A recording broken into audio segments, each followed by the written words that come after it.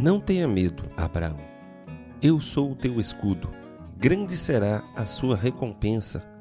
Gênesis, capítulo 15, verso de número 1. Episódio de hoje, Tempo de Tremer.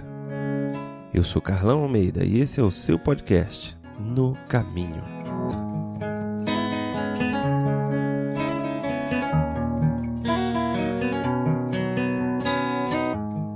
Para mim, o temor ao Senhor é semelhante ao temor às armas. Toda vez que a expressão temor ao Senhor aparece na Bíblia, os crentes se apressam a delimitar e qualificar. O verdadeiro significado é respeitar Deus, não ter medo dele.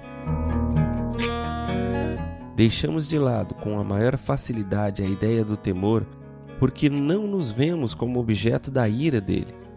Mas a ira divina se revela contra toda a iniquidade, não apenas contra a iniquidade dos outros.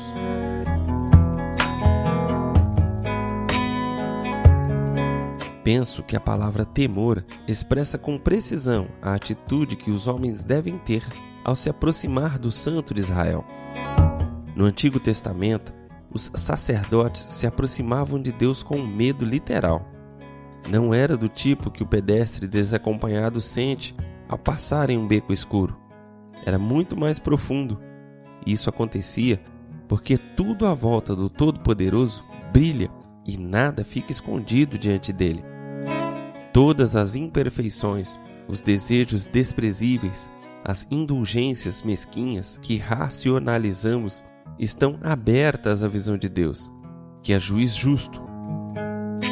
Apenas os inocentes não precisam temer, e ninguém está isento do pecado.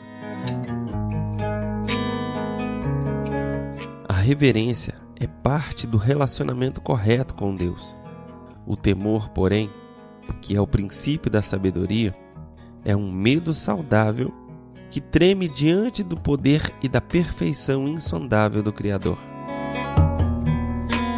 Texto de J. Mark Bertrand. Rethinking Worldview, repensando a visão do mundo.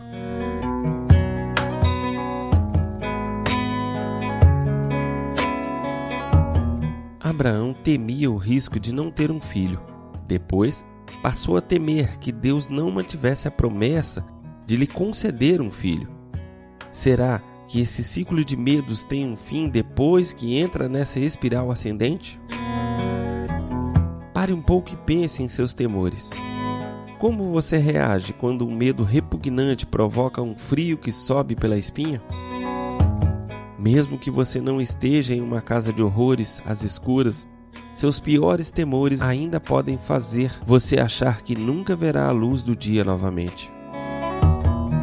Por isso, a maneira como administramos nossos medos faz toda a diferença. Será que fugimos deles, correndo na direção de um monte de áreas de escape inventadas, de vícios que não podem satisfazer e distrações sem sentido?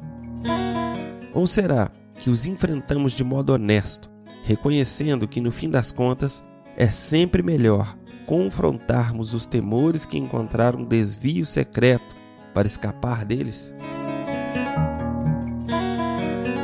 A respeito disso, cabe darmos algum crédito a Abraão. Ele reconheceu seus medos de forma honesta e os apresentou diante do Senhor. Trata-se de um bom exemplo que qualquer homem íntegro deve seguir.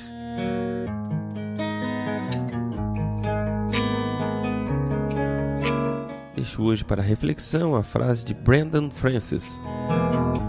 Muitos de nossos medos são tão frágeis quanto um lenço de papel.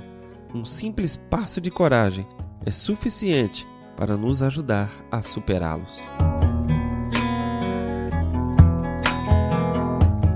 Que o Senhor nos abençoe e nos guarde. Faça resplandecer o seu rosto sobre nós e nos dê a paz.